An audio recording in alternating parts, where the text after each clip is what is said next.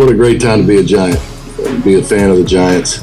Like, we have something going here. We're building something special, and, you know, you can see it from the outside and inside. It's even more beautiful. Reflecting on everything that got me here, just to see that uniform, and, you know, I watched, that's the team I watched the most growing up because my dad was a Giants fan, so. Once a Giant, always a Giant. For me, it's only a Giant. Welcome, everybody, to a special post-game edition of All In with Art Stapleton, a New York Giants podcast brought to you by NorthJersey.com and The Record. I'm your host, Art Stapleton, and the 2023 regular season is in the rearview mirror.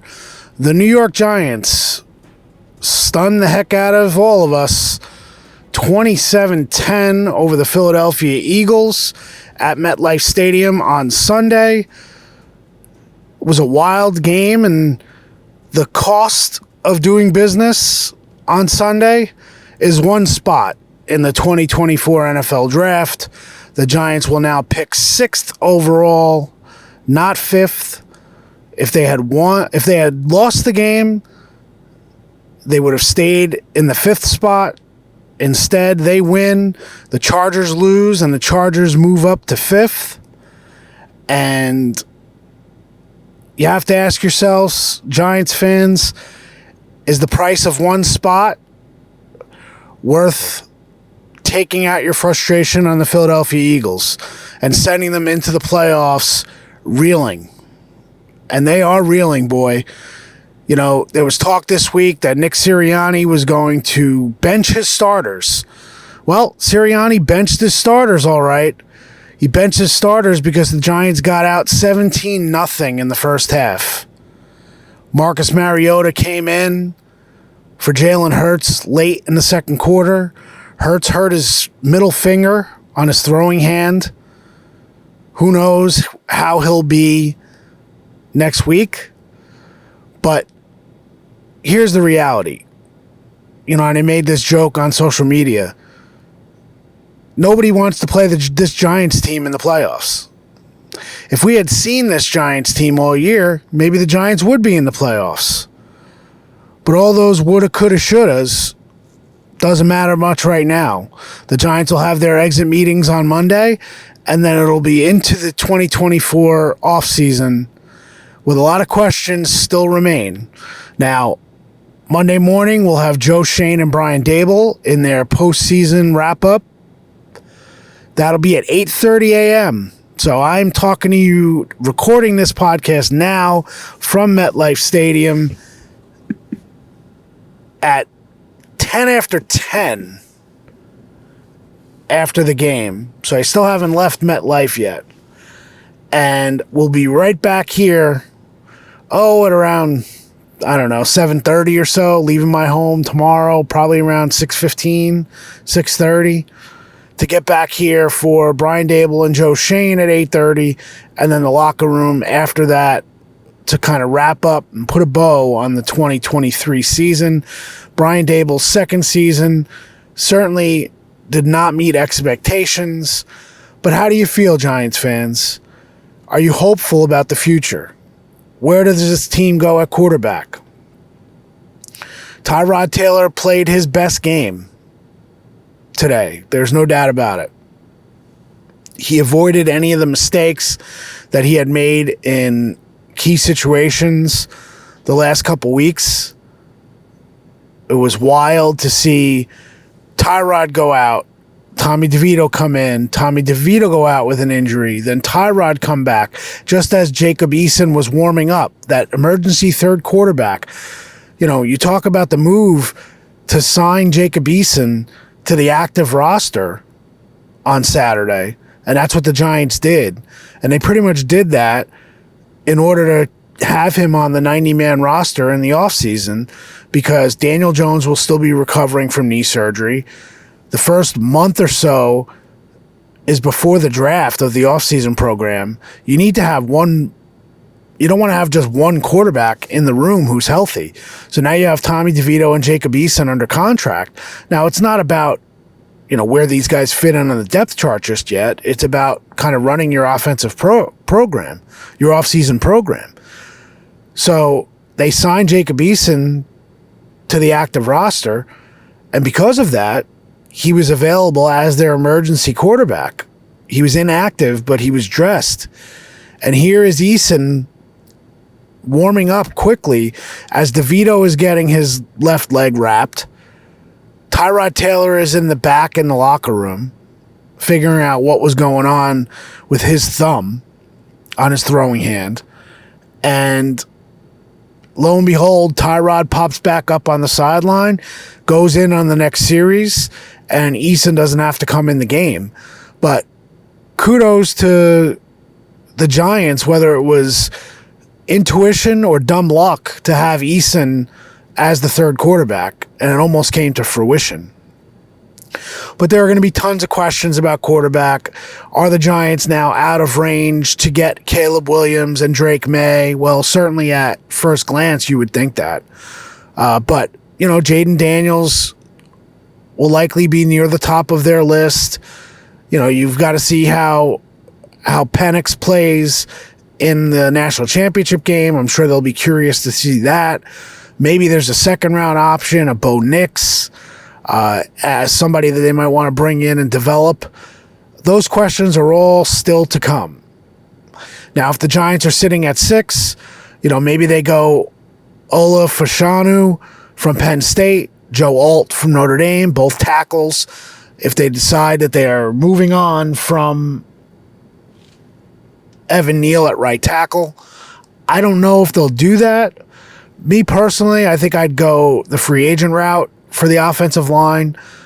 You now have a ton of guys on the roster who are rookies, who are draft picks, guys who have come in here that you need to develop. First decision you have to make is who's going to be the offensive line coach. Are you moving on from Bobby Johnson? I think they need to. They need a new voice here. You need to get a fresh page. You need to make a commitment to the offensive line coach here. You see teams that have done that. They've been successful. The Eagles have Jeff Stoutland, Bill Callahan in Cleveland. These are guys who are in the league. A Mike Munchak is out there. I know a lot of Giants fans have brought his name up.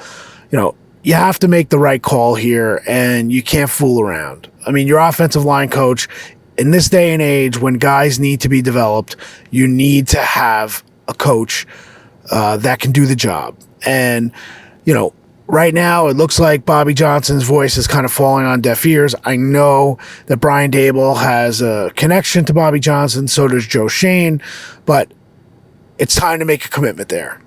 You need to commit to one of the better offensive line coaches in the league. Find someone that could develop talent. You have enough young talent on the roster right now. You do. Now, I don't know if they're going to develop into starters or frontline starters or reserves, but you have John Michael Schmitz now at center. You have Marcus McKeithen. You have Joshua Zudu. You have young guys who are on this roster. You have Evan Neal. You've got to find a coach that can be able to get the best out of these players, and the development has been lacking. So you need to do that. That's a huge part of this offseason for the Giants. Do they go wide receiver in that spot? Malik Neighbors from LSU, he's a stud. You see what wide receivers can do in this league. They're a premium position. Joe Schoen will be looking for a premium position in that spot. Do you go for a Jaden Daniels if he's high enough on your board as a quarterback? A lot of options for the Giants to do. I don't think they're necessarily in a bad spot at 6. Obviously, would they be at a better spot if they were 5th? Sure. You move up higher. You can wheel and deal if you want to. Remember what Joe Schoen said on the Giants' Life last year during the draft. Scared money don't make money. So I know it was a throwaway line, but he said it for a reason. The Giants can't be afraid to make a mistake here. They have to make a bold move for this team. And I think the bold move is to go quarterback. And if you don't go quarterback, I think you go receiver. You have to go with the talent. You need a game changer at that position. This isn't a position where a spot where you pick a player and you have to develop them. Yes, there's development involved, but you need that stud. You need that guy. And the Giants need to bring that guy into the fold. Right now, I don't think there's a pass rusher that you'd look at and you'd want to add in that spot. You already have one corner. I'd like to see Nick McLeod back and get that opportunity to be opposite Tay Banks. I think McLeod, when he's gotten his opportunity, has been very good. So I'd like to see him back on a restricted deal. Maybe even you blow out the restricted deal for McLeod and get him on a longer-term deal. You know they like him, so let's see if that happens. Let's get to some of the stuff from the game today. Xavier McKinney, going to be a free agent. It'll be very interesting to see how his market develops. He's played his best ball over the second half of the season. Became the player that the Giants thought he could be. There were no talks during the year between McKinney and the Giants for a long-term extension. He had 2 interceptions today. The one he jumped, Marcus Mariota's first pass. That was a great pick. The first pick off of Jalen Hurts along the Giants sideline, getting both feet down. The athleticism that McKinney showed was a great play. It's hard to see this Giants defense without McKinney. And if you go all the way back to the post-game podcast I did in Miami back in October, if you had asked me that night, and I'm sure I said it on the show, I did not think Xavier McKinney would be a candidate to be back with the Giants. And I'm questioning whether or not I was right on that, because he has played very well. Saquon Barkley, hope you enjoy the story that I put together. Not only included teams that, maybe who is the next team, the Giants, a couple other options, just spitballing, giving you some rationale, but also what happened post-game. 11-year-old Make-A-Wish cancer survivor, and still dealing with chemotherapy treatments. Hamish Fenton from Rye, New York, was here all weekend with the Giants. Spent about an hour with Daniel Jones on Friday, was with the team. After the game, comes up to Saquon Barkley at his locker, taking pictures with Saquon. Saquon gives him his game jersey and his game cleats. 2 souvenirs that, if this was Saquon's last game as a Giant, I'm not really sure Saquon would have given that away. But he said he hadn't been thinking that way. He has not been thinking about how this was his last game as a Giant.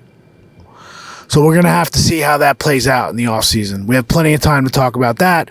That will be obviously first thing on mind, or at least one of the first things on mind when we meet with Joe Schoen and Brian Dable on Monday morning.